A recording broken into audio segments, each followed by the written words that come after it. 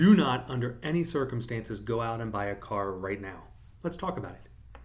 Hello everybody, Joe Repos coming at you.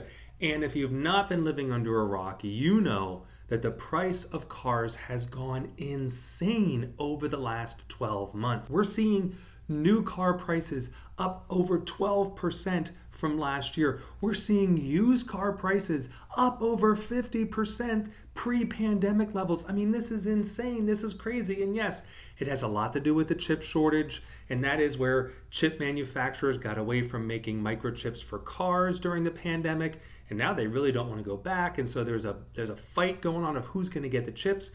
And supply issues from steel. Just about every part for a car is in demand, and it's hard to build these cars. So we are seeing sales of new cars plummeting. Ford down 4%, foreign cars, Hyundai's down 30%, Honda is down over 57% from last year. That is not demand driven. People want to buy cars. There's just no new cars for them to buy, so they've been buying used cars. And the issue we have is we had COVID, we had the pandemic, people were given stimulus, and that stimulus made it look like their income was much higher.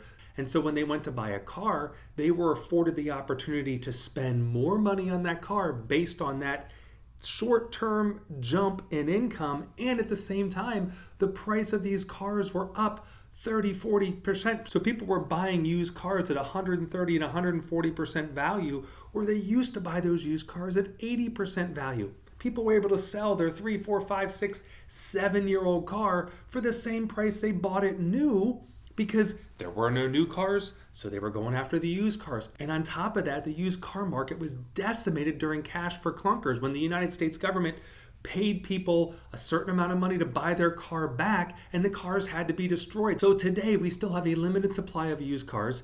Now we have a limited supply of new cars, but what's happening? We're seeing repossessions of cars skyrocketing. These people who were given stimulus for whatever reason thought that stimulus is going to last forever. The banks who were extending the loans thought that stimulus was going to last forever, and it stopped. And now when you're seeing gas prices up and food prices up, inflation just increased from June to July 8.6% to 9.1%. So inflation is still rising overall. So you add into that used car prices up 50%, new car prices up over 12%, food, gas, everything costs more money. And now those individuals' incomes are down from before. They can't afford their cars. So what we're beginning to see is defaults on both subprime and prime loans increasing. Now it's not anywhere near as bad as it was during the credit crisis of 2008. And it's starting to creep up to where it was pre-pandemic levels. But this is new information, so we don't have the data yet to share with you. However, we are seeing that the repossession market is skyrocketing. Now, these banks who were lending the money at 140% value of the car, now they're lucky to get 70, 80% loan to value when they go to sell the car. So the banks are going to have to figure out how to balance this out on their books. The question becomes, when are we going to see a flood of cars into the used market? Because as these cars get repossessed, the banks have to do something with them. They're going to want to start selling them. So the reason why I'm saying now is not the time to buy a car, because you're going to pay a super high price for a new car. You're still going to pay a high price for a used car. And I think if you wait 4-6 months, I think we will see the supply chain work itself out. We'll see new cars becoming more available, which will take the desire off the used car market. And with all these repossessions, we'll start to see those cars filter back into the market. I think we're going to see a glut in cars. I think we're going to see a decrease in value in some of these used cars.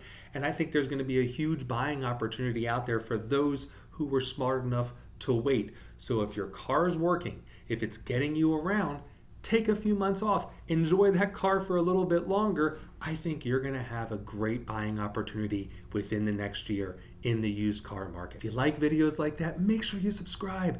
Click the bell icon so you're notified every time I post a new video. Leave a comment down below. I read them all. I appreciate them. Thank you. Check out some of my other videos. And as always, I'll see you next week.